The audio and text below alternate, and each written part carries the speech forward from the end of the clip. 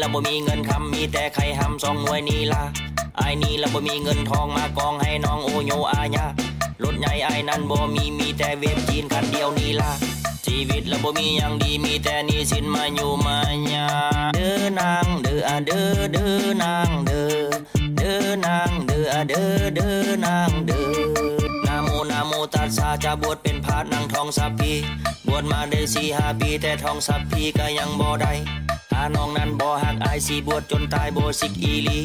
ถ้าน้องนั้นยังมีใจอายสินั่งท่าอยู่เทิงกุฏินางเด้อนางเด้อ